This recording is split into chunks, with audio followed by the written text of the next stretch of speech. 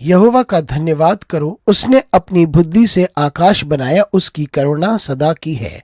शनिवार 2 जनवरी 2021 आज के मनन के लिए मैंने आप ही के लिए चुना है सपन्या अध्याय 3 और उसका 15वां वाक्य। यहोवा ने तेरा दंड दूर कर दिया और तेरे शत्रु भी दूर किया गया है। इज़राइल का राजा यहोवा तेरे बीच में है, इसलिए तू फिर विपत्ति न भोगेगी। आपका दिन आशीषित हो।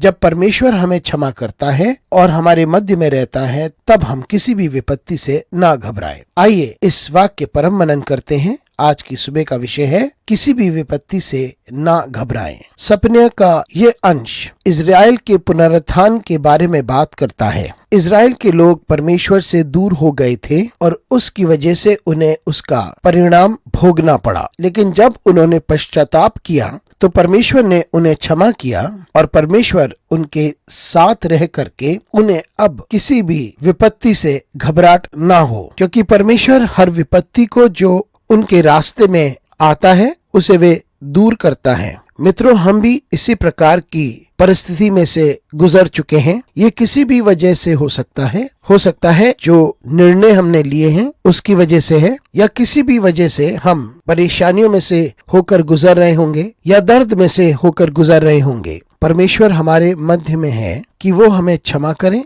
हमें पुनर्स्थापित करे और हमें तरोताजगी दे। और उसके पश्चात आज की सुबह के मनन का मेरा केंद्र है कि किसी भी विपत्ति से ना घबराएं। आप अब कभी विपत्ति से ना घबराएं। विपत्तियां आ सकती हैं, निराशा आ सकती है, हो सकता है आपको कुछ पसंद ना आए। ऐसी भी परिस्थिति हो सकती है जिसमें आपको दर्द और पीड़ा का सामना करना पड़े, लेकिन वो कभी भी परमेश्वर के लोगों को परेशान नहीं करेगा। ये सारी परिस्थितियां, ये सारे कठिन समय जिसमें से आप गुजरते हैं, लेकिन वो आपको परेशान नहीं करेगा जिस प्रकार से वे आपको पहले परेशान कर चुका है। और परिस्थिति कुछ भी हो, हम उसमें से निकलेंगे, क्योंकि परमेश्वर ने हमें क्षमा किया है और वो हमारे साथ है और वो हमें हर परिस्थिति में से बाहर निकालता है। मित्रों, हम परमेश्वर पे भरोसा रखें, क्योंकि परमेश्वर अब तक हमारे साथ वफादार रहा। उसने हमें बचाया है और प्रभु कहता है कि हम विपत्ति से ना घबराएं।